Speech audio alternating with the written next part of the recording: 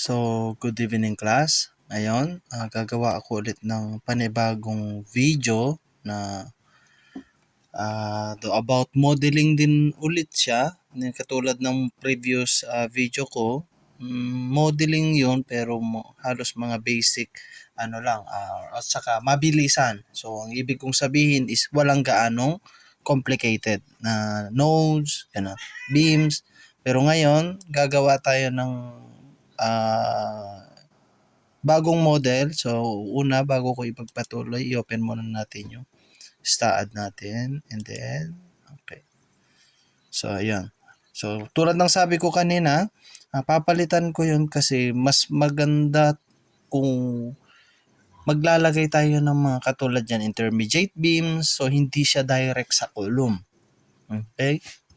Mga cantilever beams. So, may sample ako dito, 2-story lang siya. Ayan, ground floor, 2-story. Pero gagawin natin siyang 3-story para mas appropriate na yan para sa analysis natin, okay? So ayan na siya. Ipapakita ko sa inyo katulad yan. Ayan yung main tabs natin, okay? Punta tayo dito muna sa new and then okay, babalik tayo dito sa may model information. So saan ba natin siya ilalagay na file? So sabi ko noon, mas maganda kung sa may desktop siya. Desktop. Wait. So hindi siya nakuha. Doon sa may, okay, yan. Okay, desktop. So punta ka sa may desktop, hanapin natin yung folder ng STAAD Pro Connect Sample Analysis, okay? And then select folder. Okay, and then doon sa structure niya, kung yung file name, ang papangalan natin is propose. Lagyan na lang natin na ano. So kung ano yung project title natin, yun na lang yung ilagay natin sa file name, which is propose 3-story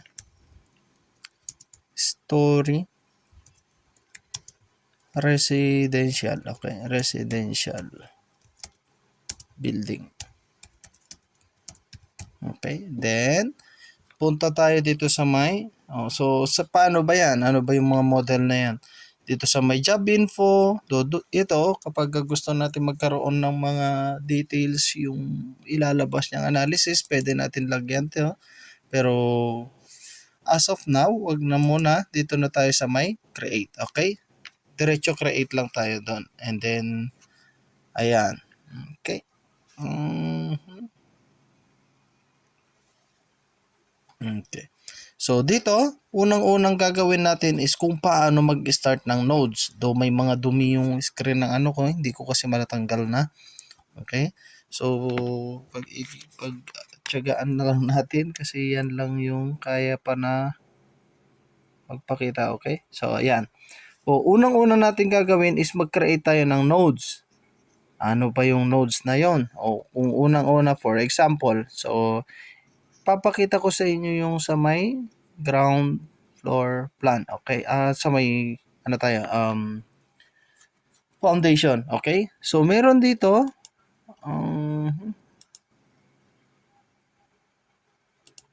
ito yung 0.000 natin dun sa nodes, okay? So dito tayo mag-start para lahat ng gagalawin natin is puro positive sign. So pag ganyan, and then pag ganyan naman sa may x-axis. Ito naman is z-axis, okay? So bakit ko ba natawag na z at saka y-axis yun? Kung mapapansin nyo dito sa STAAD natin, meron tayong x and y, x, y at saka z axis. Ito yon. Okay? So, ito yung x yung itinuturo ko kanina, tapos yung z, and then yung y niya is the height of the building. Okay? So, kung ano yung magiging height pataas, yun yung magiging y natin. So, first, dito na tayo sa may inputting of nodes. Ano yung unang-unang nodes ba natin? 0 ang x, 0 ang y, 0 ang z. So, starting nodes kung tawagin natin. Ayan na siya. Nagkaroon tayo ng nodes. Okay? Yan pa lang yung unang-unang nodes natin. So babalik tayo dun sa foundation niya. Ano yung next? Ito, 4.5. So wala siyang Z, wala siyang Y, which is yung X lang ang meron siya, okay? So 4.5 yung distance ng X, 0 yung Z niya, 0 yung Y. And then ito naman tong pangalawa nating nodes is yung may 5 na distance between grid line B, okay? So ang total niyan is magiging 9.5 kasi ang kino-compute niya is yung layo niya dun sa origin natin, okay? So ganun din sa Z natin mamaya sa node 4, yung ito part, wala na siyang X naman, X yung 0 niya, pero yung Z niya naman nagkakaroon na ng distance which is 3. Tapos yung node 5 natin is yung ito, yung 3 plus 3 which is 6. And then yung last part is 8. Okay? So i-input natin siya doon sa nodes natin. So balik tayo doon sa nodes. Ayan tayo. Okay, lapit natin para mas maganda. Ayan. Yung pangalawa natin dito sa may part ng X is 4.5. Okay, tama? 0 yung X, 0 yung Y niya, 0 yung Z. Okay? Ayan na yon. So, nagkaroon tayo ng dalawang nodes. Makikita niya, ayan. So, yan yung isa, and then, ayun yung isa. So, ang distance niyan is 4.5. Okay? Paano ba i-check? Okay. Specification. Utilities. Tapos. No.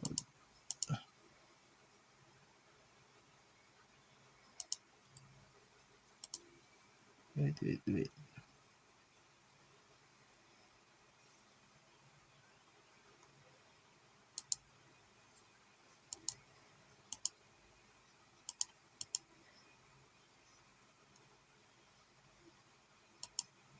So, yan. Pagpatuloy natin.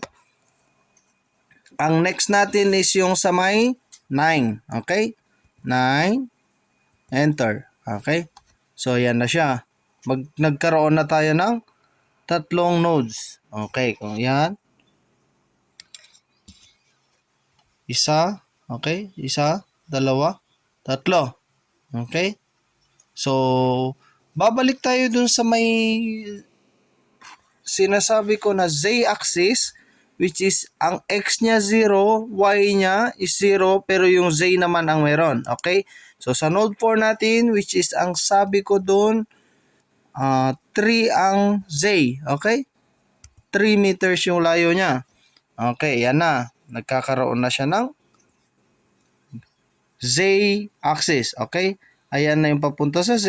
Ayan yung papunta sa may X. Okay? So, yan yung 3 meters na sinasabi natin kanina. Balik tayo doon sa pangalawang axis, which is 3 ulit yung distance niya. And then, sa ano yun, sa grid number 2. Pero doon sa 0, 0 axis natin, magiging 6 siya. Okay? Balikan natin yung yung plan natin. Ayan yung plan. Okay? Ayan yung sinasabi ko na 3 and then yung 6 and then yung 8. Okay? Okay, balik tayo sa stud. Ayan na. Okay, 3, 6 and then yung last natin is 8. Okay? So ayan na. Nagkaroon tayo ng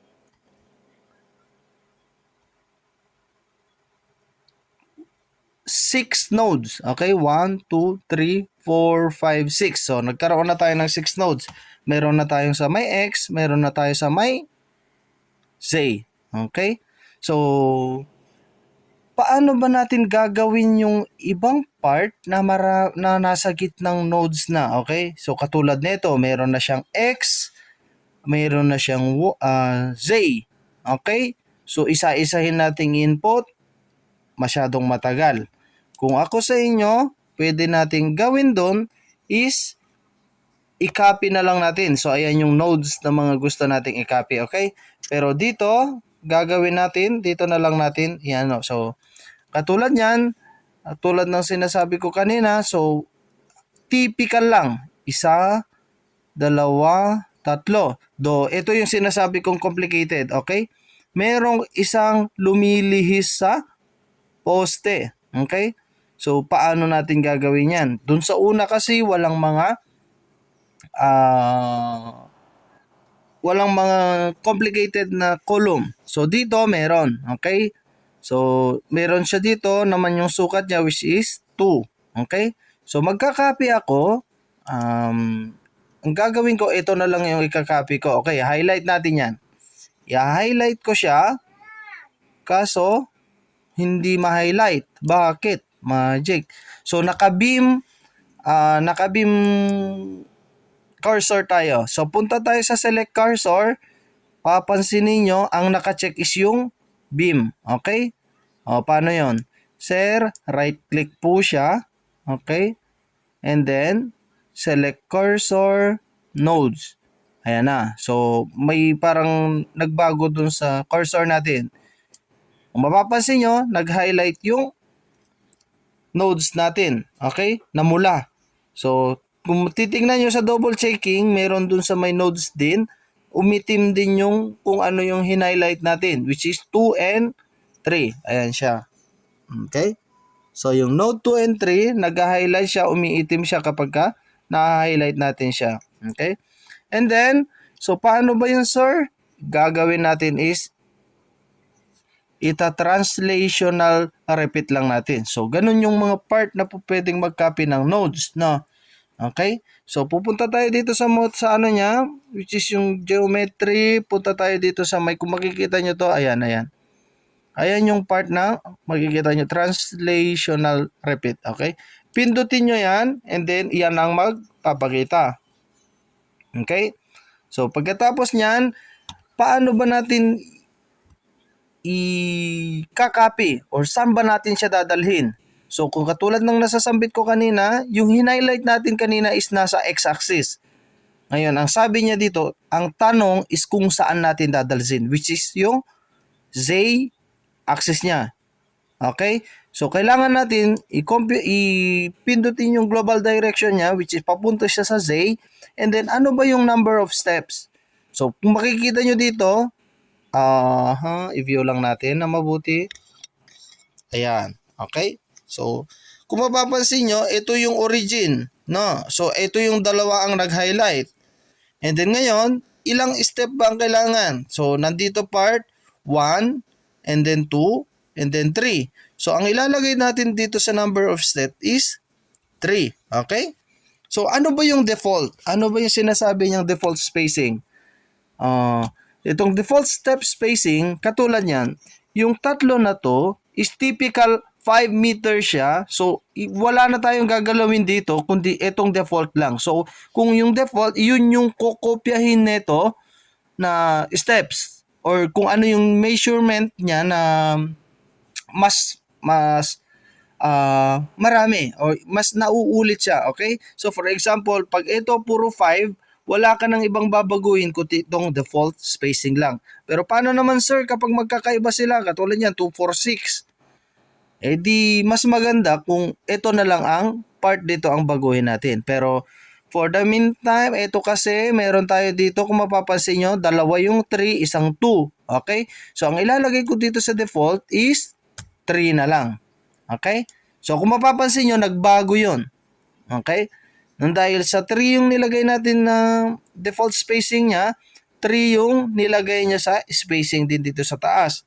So, asan ba dito yung babaguhin lang, which is yung 2. Okay? Then, ang ilalagay natin dun sa last B, dito sa last na ano natin, part is 2. Okay? So, yan na siya. Okay? And then, click okay lang. So, wala na kayong ibang babaguhin, kundi yon lang. And then, okay. And then,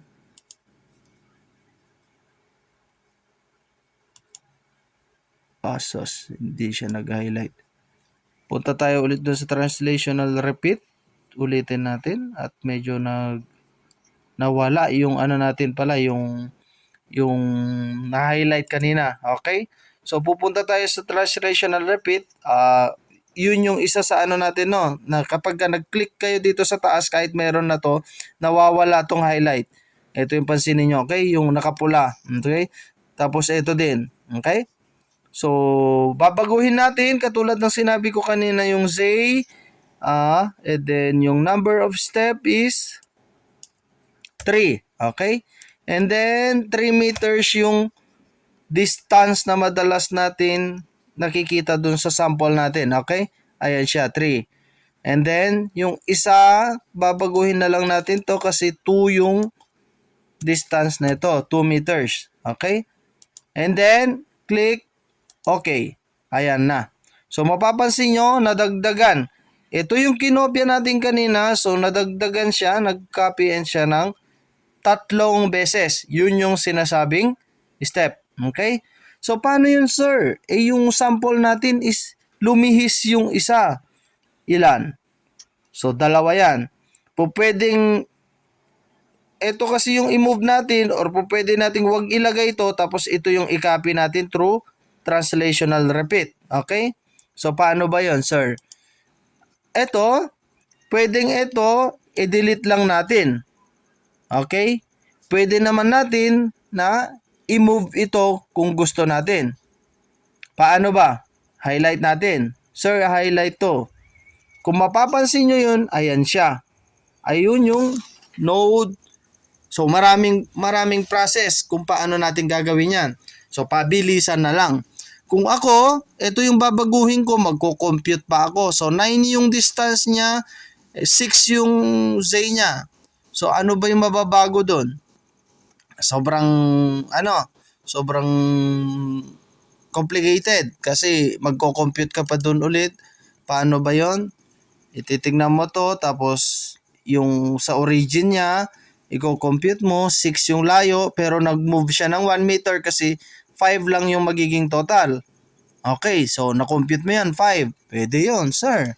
Ang gagawin ko, papalitan ko yung 6, gagawin ko lang siya ng, okay,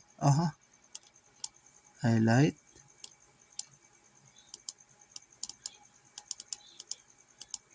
Okay, yan. So, palitan natin yan ng 5. Okay, and then enter. Okay, so ayan na. Kung makikita nyo yung nodes, lumipat. So, ayan. Okay, hindi na siya aligned dito.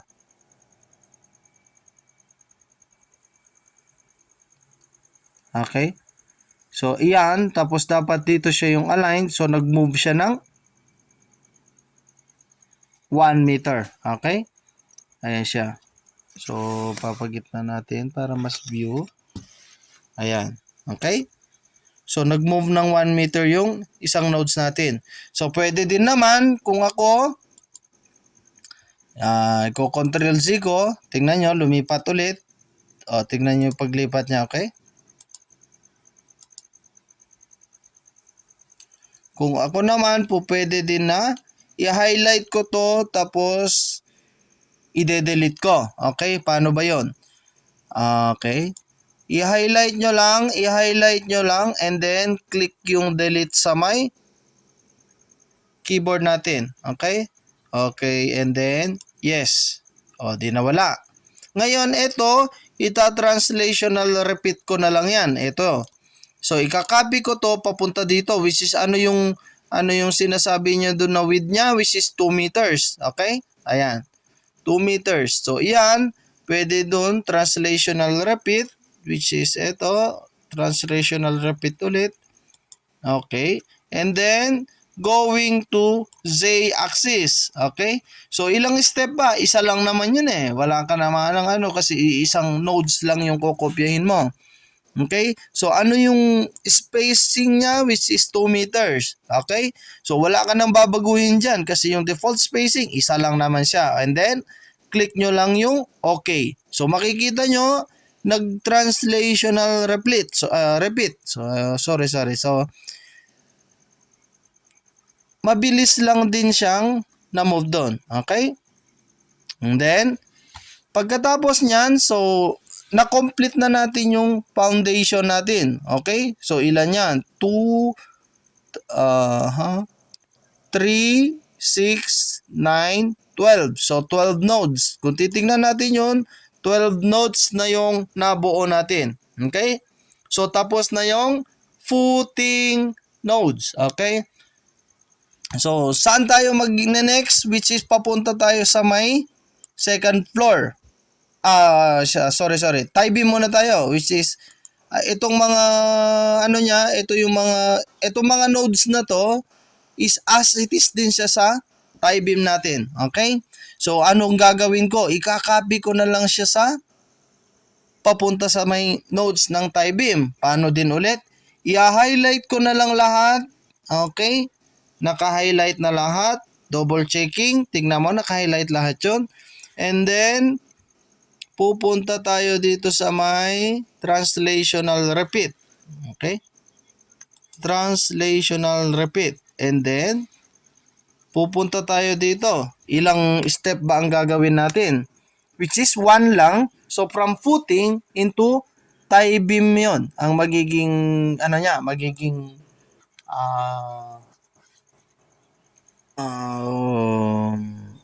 yung copy niya. Okay?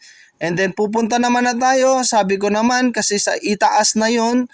So alam naman natin kung paano itsura ng footing to tie beam, which is kung minsan mas mataas siya sa mataas siya ng 0.3, 0.5, 0.6 to 1 meter, or kung minsan ang tie beam natin or madalas nile-level siya sa natural grade line. Okay? So, pupunta tayo dun sa Y, global direction. Okay? And then, one step, normally sa amin, nag-example kami, kapag 3-story, 1.5 ang madalas namin nilalagay na height niya. So, ilagay muna natin sa sa spacing ng footing to tie beam niya is 1.5. So, sa ating mga structural, do wala to, assume natin to madalas kapag so nasa computation na lang natin or analysis kung minsan nagpe-fail siya, depende dun sa ini-input nating data ng soil. Okay? So 1.5 and then click okay lang. Okay. So yan na. So meron na tayo mga nodes sa papunta sa Y. So, paano na yan, sir? So, meron na tayong papunta sa beam. Paano, sir? Puro nodes naman yung ginagawa natin. Paano yung beam niya or yung column niya? So, meron ako dito kasi add beam. Kung tawagin, add beam. Ayan. So, i-click ko yan. Iisa-isahin kong lalagyan ng column yan, pataas. Okay? Ayan. Ayan. So, yan yung unang process niya. Pero mas maganda, so kung sa akin naman may pangalawang process yan, i-control Z ko. Okay, so ayan ulit. Babalik tayo dun sa dati. Select cursor to nodes and then i-highlight natin ulit siya. Okay? So ito yung pinakamabilis para hindi natin siya kailangan iisa-isahin na lagyan ng beam. Okay? So i-copy natin siya and then translational repeat tayo ulit. Okay? Dito tayo. Ayan.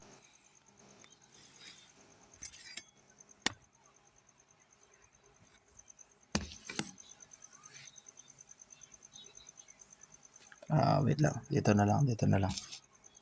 Paano ba? Medyo makulit Ayan.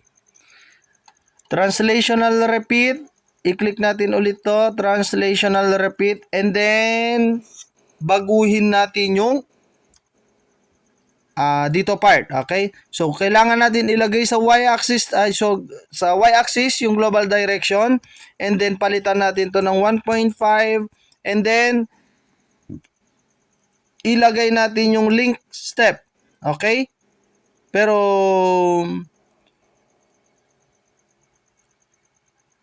kailangan muna natin kung saan siya kung saan mag-i-space sa itaas, okay?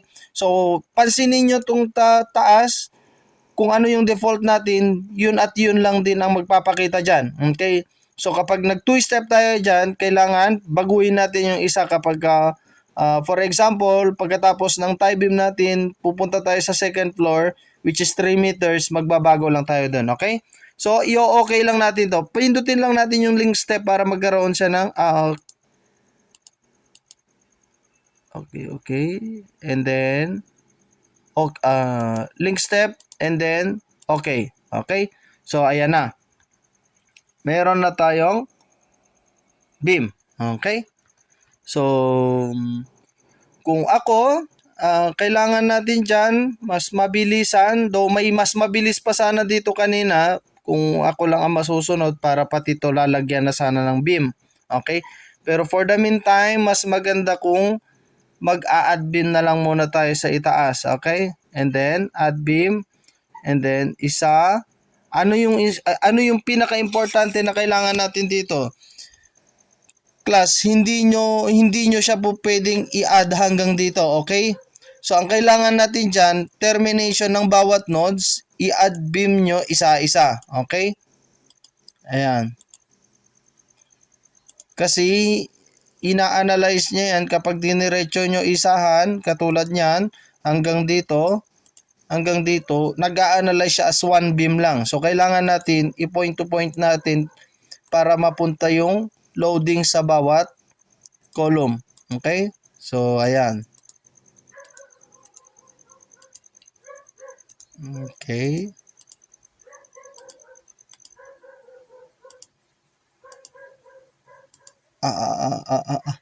Wait lang. Mapapansin nyo yan. Iba pala yan. Ito yung sinasabi ko kanina na magbabago tayo ng nodes. Okay. Ibalik natin to. Okay. Ito muna unahin natin. Okay. So, paano yan? Alam naman natin na kapag nilagyan natin ng beam to, mag-i-inclined. Okay? So, wala pa naman siguro akong nakikitang ganun na gagawa tayo ng beam tapos i-incline. Okay? Mas madalas siya ginagawang intermediate yung isa. So, semi lang pala. Okay? So, paano ba para magkaroon tayo ng perfect line?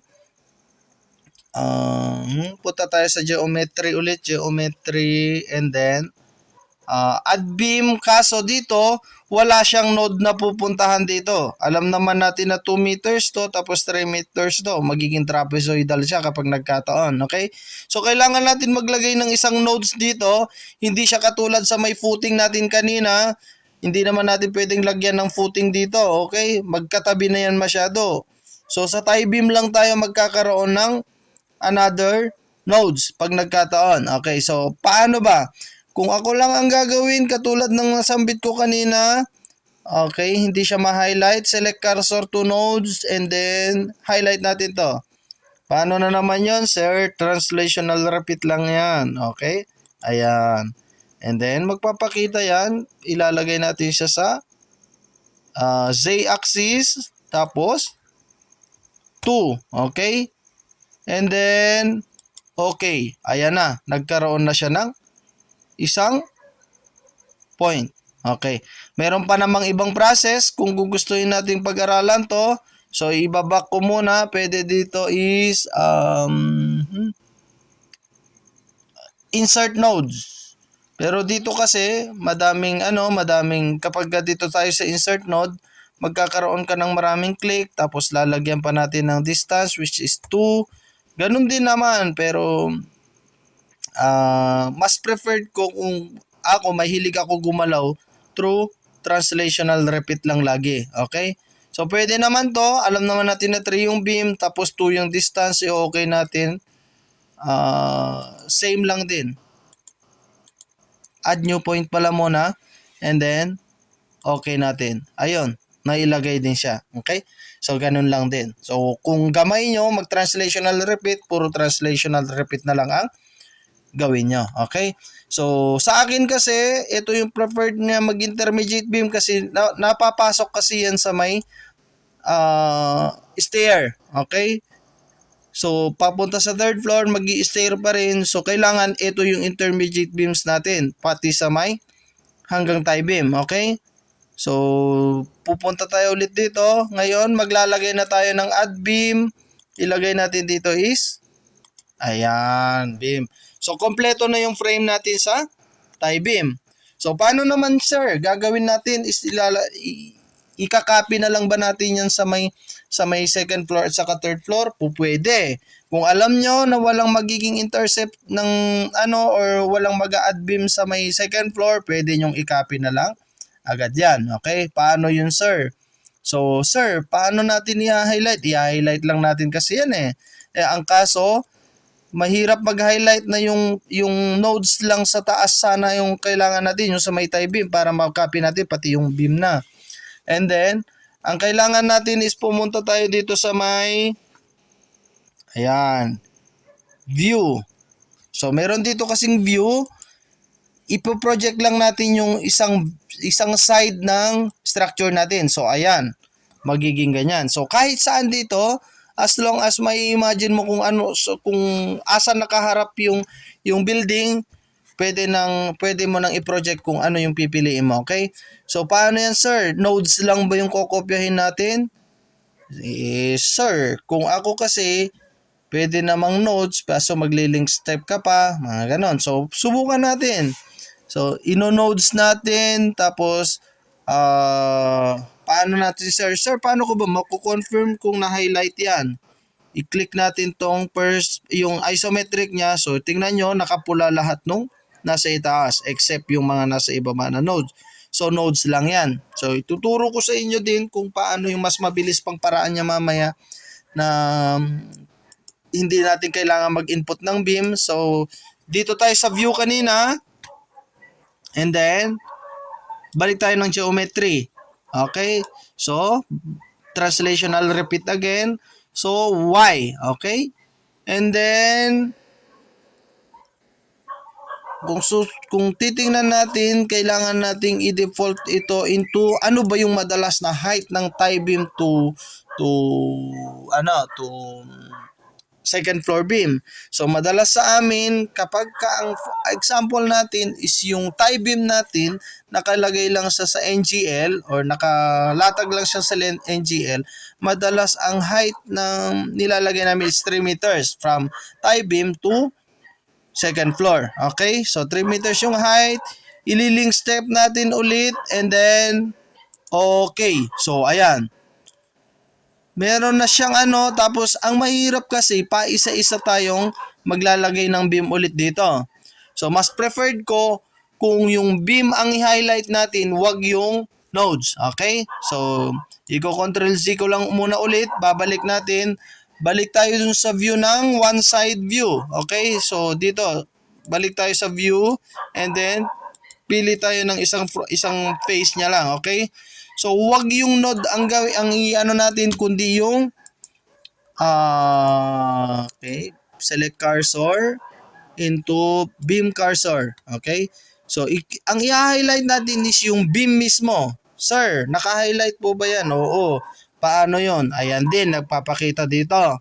Andyan yung number of beams, andyan yung kung paano natin i-check kung ano yung length niya, kung ano yung nodes to nodes na nag-aano sa kanya, okay?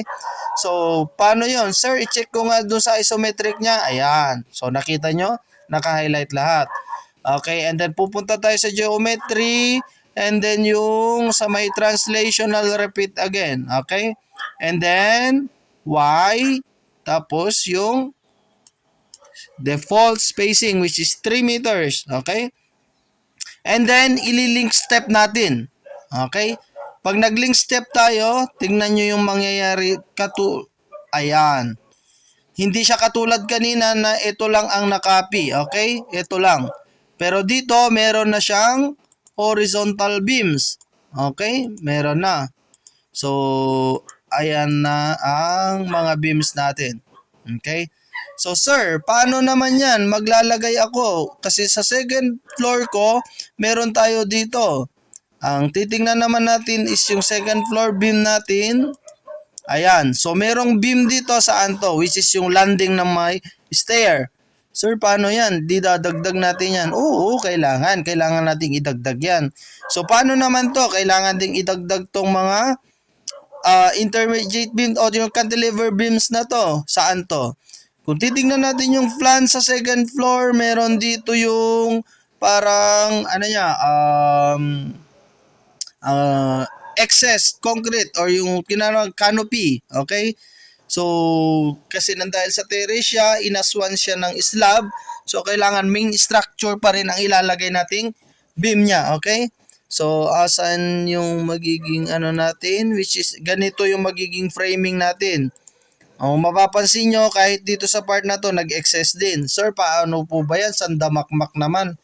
Kailangan. So, lagyan natin dito nodes dun ulit, nodes dito, kailangan nodes dito, nodes, kasi dyan natin makikita kung ano yung magiging design ng mga to at saka ng itong tinatawag nilang intermediate beam or kung minsan inaano na lang siya is parang stiffener beam. Pero depende kung ano man yung tawag natin as technical, ang mahalaga lalagyan natin ng beam yun to support the slab. Okay, babalik tayo dito. So sir, ang hirap namang magtrabaho niya yan. Paano kaya nating i-view yan na yung second floor lang ang gagalawin natin? So meron tayo doon, kaya andito lang din naman na magiging ano natin, no, sagot. Punta tayo sa view and then etong sa may isometric niya or dito sa may left view. Okay, yan sir. Yes sir, dito sa second floor lang tayo gagalaw. Okay, yan lang yung i-highlight natin. Okay, ayan. So paano yun sir? Balik tayo dito. Titingnan mo yung isometric. Ayan, yung taas lang ang nakaano. Sir, paano yan? Parang ang hirap pa rin tingnan. Kapag nag-move tayo dyan, mawawala yung red na yan. Hindi natin na makikita. So, meron dito kasi selected objects lang. So, i-view natin is yung naka-selected object lang. Ayan. So, nawala siya. Okay? So, pwede na tayong magtrabaho ngayon. Sir, ano yung sinasabi natin? Ito yung lalagyan ng intermediate beam dito para dun sa landing ng stair. Okay, ano ba yung size nun? Okay, so yun, wala siyang distance. Meron ba sa floor plan?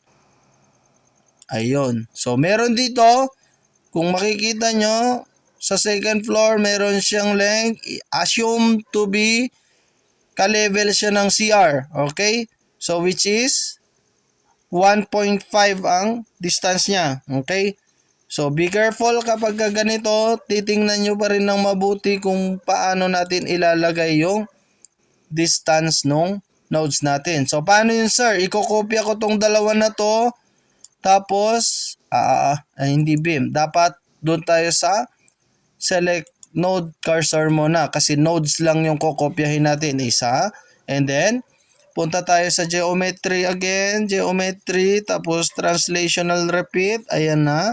And then, one step, and then, ano yung magiging distance niya? 1.5. Pero saan natin dadalhin? Into Z. Okay? And then, sorry. Hindi siya Z. Kasi kinopya natin siya from Z, pupunta dun siya sa kabila, which is X axis. Okay? Okay, yan. And then, x-axis as it is na pa rin pala siya. And then yung 1.5 and then okay. So ayan na class, nakopya niya na. Ayun siya oh. Okay? So ang gagawin na lang natin diyan, mag-add beam na lang tayo. Add beam, lalagyan natin ng beam papunta rito. Okay? So ayan na, meron na tayong intermediate beam para dun sa landing ng stair. Sir, paano naman yun? Meron pa naman dito sa may kabila. May tatlo pa. Isa, dalawa, tatlo, apat pa pala kasi nag-move pati sa kabila. Okay. So, ang gagawin ko, ganun din ulit. Select node cursor. Okay. And then, highlight natin to. Sir, paano yan? Ang hirap namang i-highlight. Okay, ang gagawin ko, yan, and then, pwedeng isa-isa, pindutin nyo lang yung control sa may keyboard nyo, control, tapos huwag nyo siyang bitawan, i-click nyo yung mga nodes na gusto nyong kopyahin, okay? And then, pupunta tayo ulit sa may translational repeat ulit. So, ngayon naman, X yung in-highlight natin, papunta siya sa Z, ano yung length? na kailangan nating ano, which is 1 meter. Okay? Ayan, 1 meter. 1 meter lang siya, 1 step, and then, okay. So, ayan na. Pwede na din sana natin pindutin yung link step. Okay? Say, tapos 1 meter, and then link step. Okay. Okay? So, dadagdag na lang natin yung beam dun sa may intermediate niya. Okay? Ayan. So, meron pa sa may left side niya, which is yung part dito, itong part na to. Ay, yan na pala, yan para. Okay, sorry. Yan, yung part na to. So, ito naman yung, kung makikita nyo, ito yung mga column natin ha. Kaya kailangan natin idagdag to kasi nagkaroon ng excess offset ng wall.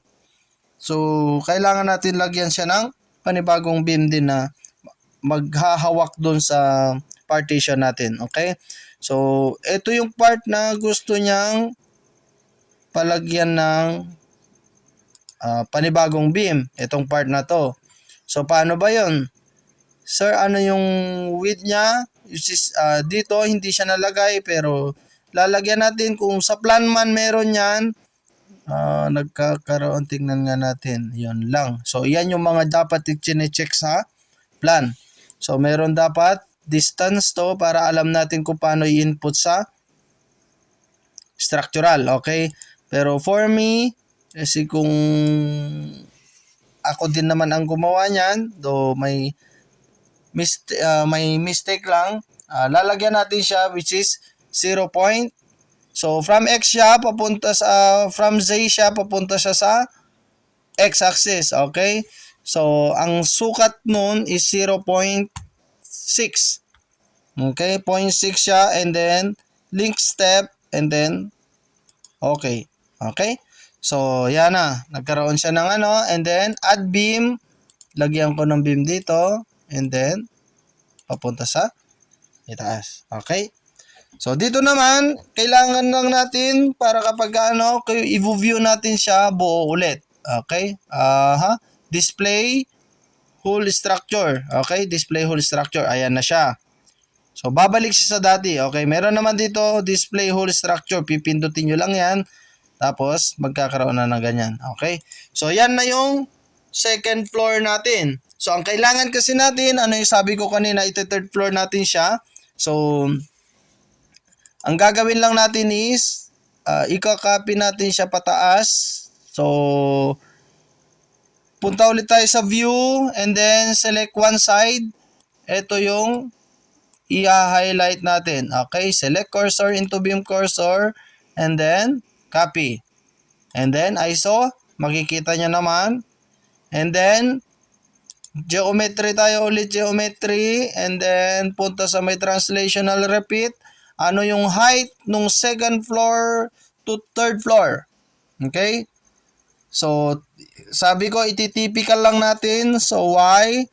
Sir, paano kaya kung hanggang roof na? Kasi kung magiging ganun lang din naman, magtatanggal na lang tayo ng beams niya sa roof. Okay, so, hanggang roof na natin. So, ang ibig kong sabihin, y-axis yung global direction, tapos 2 step kasi from third floor into roof. Okay? And then, kung ano yung default niya, which is 3 meters equally, and then, link step. Okay? Huwag nyo kalimutan yung link step, and then, okay. So, ayan na. Nagkaroon tayo ng distance ng footing to tie beam, tapos tie beam to second floor, tapos second floor to third floor, tapos third floor to roof. Okay? So, sir, paano naman yung roof? Baka meron kang sample dyan. Meron. So, kung mapapansin nyo, ganyan yung roofing. Ano yung natanggal? Yung sa stair, malamang. Alangan naman, lalagyan pa natin ng beam para sa stair. So, tatanggalin natin yun. Tatanggalin natin tong excessive nito kasi ang papatong na lang dito is yung trusses. Okay? Sa may part dito. So, kailangan pa rin natin i-offset kasi kailangan may mapagresan yung trusses natin. Okay? So, ang gagawin natin dyan, sir, lalagay natin yung mga excessive, tatanggalin na lang yung, yung intermediate beam niya. Okay, so punta tayo dun sa may view ulit, view. Okay, yan. View. And then, one side, ang i-highlight natin is yung taas. Okay, ayan. So, paano yun, sir? Titignan ko sa isometric, ayan. And then, select object. Para yun lang ang makita natin yung sa may roof natin. Okay? So, ano yung tatanggalin natin, sir? Ito. So, paano yan, sir? Highlight nyo lang, then delete. Okay. Kaso, may nodes pa rin. So, magdadalawang beam pa rin yan pag nagkataon. Ngayon, ang gagawin natin, i-control Z natin, i-highlight natin to, delete beam. Okay, tapos, ganun din yung dalawang nodes na yan. Okay? Punta ka sa may select cursor into nodes, tanggalin nyo din yung beam na yan. Okay? So, automatically, magkakaroon siya ng, mawawalan siya ng beam. Okay? Yes. Bakit? Kasi, yung beam natin kanila magiging dalawa yung design natin if tinanggal natin yung nodes. So, for the meantime, itong mga ganitong situation, kailangan gawin natin dyan is i-add beam na lang natin ulit siya para kapag nag-run analysis tayo, as one pa rin yung beam na i-analyze niya. Hindi niya na isasali yung hati kanina na nagkaroon siya ng intermediate beam. Okay? So, ganun yung magiging instances. So, ano pa yung meron kanina, sir? Ito, wala din yan. Bakit? Kasi hindi naman slab lang, hindi naman papatong dyan yung trusses niya kung sakali man. So, mostly ang trusses nandito lang kasi sa mid. Kung magkakaroon man, lalagyan na lang ng trusses, intermediate beam din na sasagasa dito pag nagkataon. Okay? For the meantime kasi, wala naman siyang ilalagay kaya tatanggalin ko na lang yung mga beams na yan. Okay? So, itong nodes na to, tatanggalin natin yan, delete. Okay? And then, this one, delete. Okay? Kung mapapansin nyo, may excessive nodes, palitan nyo lang yung cursor, and then, nodes. Delete. Okay? And then, so meron na tayo yung original roof natin. So, balik tayo sa view, whole structure, ayan na. Okay? So, yan na yung magiging structure natin. So, ngayon, tapos na natin yung modeling natin. We will proceed on putting properties sa next na videos natin. So, salamat and see you on my next video. Good night.